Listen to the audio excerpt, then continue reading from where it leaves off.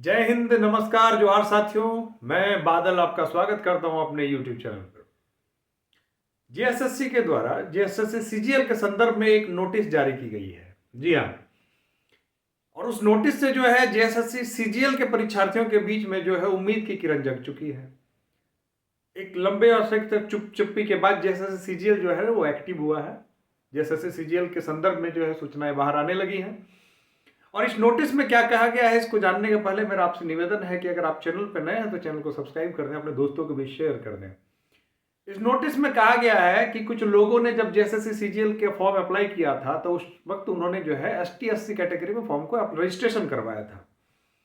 बाद में जब एडिटिंग का समय दिया गया तो एडिटिंग के वक्त उन्होंने क्या किया, अपने फॉर्म को अपग्रेड करके ईडब्ल्यूएस कैटेगरी में कर दिया और उन लोगों की जो है रोल नंबर की जो सूची उन्होंने रजिस्ट्रेशन नंबर की सूची जारी कर दी है।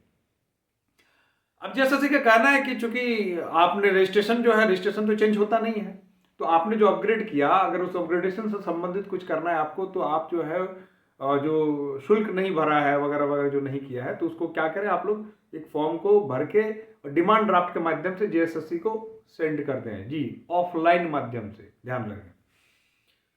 साथ में नीचे एक और पॉइंट है कि कुछ लोगों ने जब अप्लाई किया था तो निशक्ता में किया था, मतलब जो है वो डिजेबल वाली कैटेगरी में कर दिया था।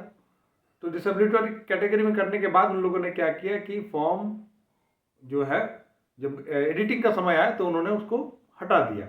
उन लोगों को भी ये सूची में शामिल किया गया, उन्हें कहा, उनका रोल नंबर भी जारी किया गया, उन्हें कहा गया है कि आप लोग अप्लाई कर दें। और इन सब की तारीख है जो 24 तारीख तक इनकी तिथि को बढ़ा के किया गया। जी हाँ, 24 तारीख तक, इस महीने के 24 तारीख तक कहा गया है कि ये सब आपको सबमिट करना है, ऑफलाइन माध्यम से करना है। अब देखें, जो जेएसएससी सीजीएल के संदर्भ में, जो परीक्षा के संदर्भ में जो बात निकल के आती है, क्योंकि हम लोग एक्सपेक्ट कर रहे थे कि ज्यादा से ज्यादा 1-2 दिन के भीतर जो है वो अगर रिजेक्टेड लिस्ट जारी हो जाती है तो परीक्षा जो अपने तय समय पर हो जाएगी। लेकिन अब ये डेट तो निश्चित है कि 24 तारीख तक तो आगे बढ़ गई, 24 तारीख तक तो कोई संभावना दिख नहीं रही है। तो 24 तारीख तक जो डेट बढ़ी, तो 24 तारीख तक अंतिम तिथि है इन लोगों को जिनको सबमिट करने के लिए कहा गया है। 24 के बाद इनको जो अपडेट करने में 1 सप्ताह का समय मान के चलिए कि इस महीने के लास्ट तक रिजेक्ट लिस्ट जारी होने की कोई संभावना नहीं है। ध्यान दीजिएगा, अगर होती भी है तो मान लीजिए 30 तारीख के आसपास में होगी या अगले मंथ होगी, 1-2 तारीख के बीच में, अगर रैपिडली काम किया जाए तो। दूसरी बात है कि अगर इस माह के अंत या अगले माह के प्रथम दिन, दूसरे दिन में अगर जारी किया जाता है तो आप समझ के देखिए कि जेएसएससी के पास समय कितने बचेंगे। 16 तारीख को तो एग्जाम है, तो जेएसएससी के पास समय कितना बचेगा, 15 से 16 दिन का। अब 15 से 16 दिन के भीतर रिजेक्ट लिस्ट जारी करना और फिर एग्जाम का एडमिट कार्ड बनाना, जारी करना, समझिए बात को। रिजेक्ट लिस्ट जारी होगी तभी एडमिट कार्ड भी रिलीज होगी, एडमिट कार्ड भी छपेगी। बात यहाँ पे कम संख्या की होती तो हम मान लेते कि अगर संख्या कम है कि भाई चलो 10-20 हजार 50 हजार लोग हैं तो संभव है, ऑनलाइन है, संभव है। बात यहाँ पर 8 लाख प्लस लोगों की है और 8 लाख प्लस लोगों की जो है एडमिट कार्ड जारी करना और रिजेक्ट लिस्ट जारी करना, ये इतनी आसान काम तो नहीं है जेएसएससी के लिए। और जेएसएससी का इतिहास इतना फास्ट का कभी नहीं रहा है कि जेएसएससी जो है इतने फास्ट और इतने बड़े पैमाने पर ऐसा काम कर सके। क्योंकि अभी जब ये नगर पालिका परीक्षा में जो जेएसएससी ने अपना हाथ जलाया हुआ है तो हो सकता है कि उसका वो प्रिकॉशन लेके काम करे, सावधानी के साथ काम करे, तो सारी चीज़ों को करने में मुझे नहीं लगता है कि यह जो है 15 दिनों में ये सब काम करके और परीक्षा ले पाएगी। ध्यान रहे, हो सकता है कि परीक्षा लेना है इस दबाव में, वो एग्जाम के 3 दिन पहले एडमिट कार्ड जारी करके परीक्षा ले ले, लेकिन उसका हश्र हम लोगों ने देख लिया नगर पालिका की परीक्षा में। उसका जो हश्र क्या हुआ, उसमें कितनी त्रुटियां पाई गई, कितने भूल चूक पाए गए, तो उन सब चीज से वो चेतना लेते हुए हमको नहीं लगता है कि वो ऐसी फिर गलती दोबारा करेगा। अगर वो सारे मिस्टेक्स को दरकिनार करते, कम से कम 10 दिन 8 दिन पहले वो एडमिट कार्ड जारी करे और सारी चीज़ों को स्पष्ट करेगा, तब जाके हो सकता है कि हैंडल हो पाएगा। चूंकि ये झारखंड की सबसे बड़ी परीक्षा होने जा रही है, 8 लाख की जनसंख्या जो है इस परीक्षा में शामिल होने को जा रही है। अब 8 लाख लोगों का जो है एडमिट कार्ड का प्रिपरेशन का काम है वो जो रिजेक्ट लिस्ट होने के बाद ही हो सकेगा। जब तक रिजेक्ट लिस्ट जारी नहीं होगी तब तक एडमिट कार्ड प्रिपेयर नहीं होगा, और एडमिट कार्ड प्रिपेयर होने के बाद ही एडमिट कार्ड जारी होगी ना।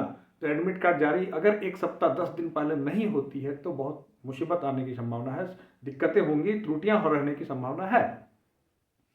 अब इस संदर्भ में अगर हम लोग देखें कि सीजीएल की परीक्षा की तिथि के साथ क्या हो सकता है, मैंने कहा कि अगर परीक्षा लेनी होगी उसे, कि भाई परीक्षा लेनी है, दबाव में है, परीक्षा लेनी है, तो मान लीजिए ले ले परीक्षा, और उस सूरत में 2 दिन 3 दिन पहले एडमिट कार्ड जारी करके परीक्षा ले लेगी। लेकिन चूंकि अगर इसमें चूक हो गई तो राज्यव्यापी हंगामा होगा, आप जो जानते हैं। तो उस राज्यव्यापी हंगामा से बचने के लिए जो सरकार है, वो सरकार ठोस कदम उठाएगी। सरकार को मालूम है, आयोग को मालूम है कि हमारा जो अपराध होगा, अगर ऐसी कोई हो जाती है गलती हमसे, तो ये अक्षम्य अपराध होगा। विद्यार्थी माफ नहीं करेंगे, विद्यार्थी ऑलरेडी एग्रेशन में है। तो इसको देखते हुए जो आयोग है फूक फूक कर कदम रखेगी। ये निश्चित है, मान के चलिए कि अगर आयोग को फेयर एग्जामिनेशन लेना होगा तो उसको समय चाहिए होगा, और आयोग ऑलरेडी सुस्त है इस मामले में। अगर आज तक में जो आज ये लिस्ट जारी हुई, इस जगह पर अगर रिजेक्शन लिस्ट जारी हो गई होती तो मैं मान लेता कि जो परीक्षा है वो हो जाती।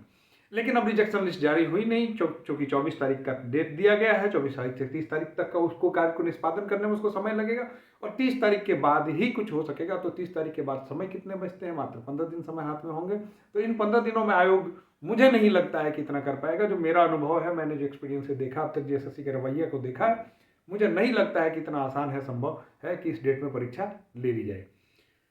अब परीक्षा के तैयारी के संदर्भ में मैं आपसे कहूंगा कि परीक्षा की तैयारी के संदर्भ में रणनीति के बारे में कुछ लोग कह रहे थे कि सर क्या रणनीति होनी चाहिए, कैसे करें, इस वक्त की रणनीति क्या होनी चाहिए।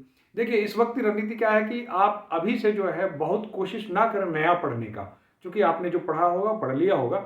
लेकिन एक काम जरूर करें, प्रतिदिन एक सेट जरूर बनाएं, चाहे मॉडल प्रैक्टिस सेट हो या प्रीवियस प्रैक्टिस सेट हो, आप जैसे भी हो एक सेट बनाएं और उसको 100% कंक्लूड करें। दूसरी बात है, अपने रिवीजन को तेज कर दें। जितनी भी आपने पढ़ रखी है उसका रिवीजन आप तेज कर दें।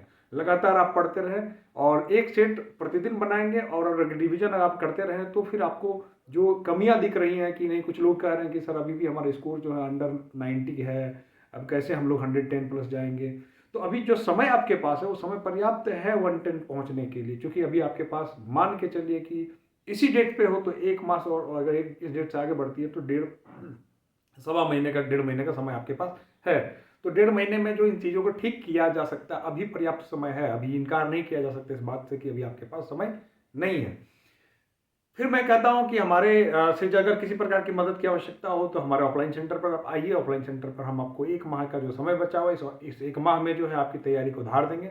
आपके तरफ से जो चूक हुई पड़ी होगी, कुछ ऐसा आप छूट गया होगा, हो सकता है कि तैयारी में हम आपको देखेंगे कि आपकी रणनीतिक किसी प्रकार की चूक है तो हम आपको दुरुस्त करेंगे, आपको परीक्षा के लिए तैयार करेंगे, ताकि जो यह मौका है यह मौका चूक ना जाए। क्योंकि आपको भी मालूम है कि यह मौका कितने रेयर में यह मौका आया है, अवसर आया है, और इस बार ऐसा माहौल बना है कि इस बार परीक्षा फाइनली होकर रहेगी। तो इस मौका को चूकने ना दे, जो भी चीज़ें हो सकती हैं उसको करिए।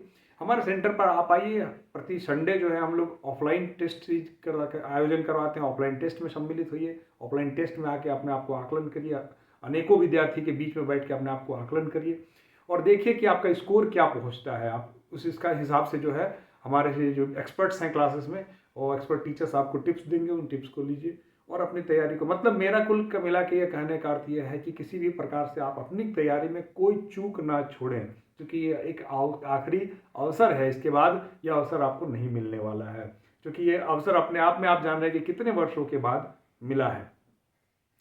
तो खैर, परीक्षा की तिथियां आगे बढ़ती हैं या घटती हैं, आपको युद्ध क्षेत्र में आप खड़े हैं। जैसा कि श्री कृष्ण ने अर्जुन को कहा था कि जब जंग के मैदान में खड़े हो तो बहुत सारा विचार नहीं करना है, केवल लक्ष्य यह है कि हमें जंग जीतनी है, युद्ध में लड़ना है।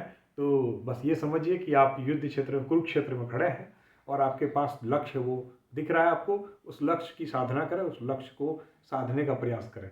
बस मेरी तरफ से आपको बहुत बहुत शुभकामनाएं। मेरा प्रयास रहेगा कि जहाँ तक आपकी हो सके मदद की जाए।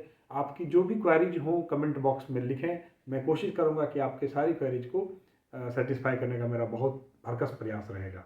चलिए ठीक है, इसके साथ ही मेरी अनंत शुभकामनाएं आपको। और मैं जानता हूँ कि 8 लाख विद्यार्थियों में से आप एक विद्यार्थी हैं जो 2000 सीटों में से एक चयनित होकर जो है अपने परिवार का नाम बढ़ाएंगे। तो ठीक है, आपको बहुत बहुत शुभकामनाएं। धन्यवाद।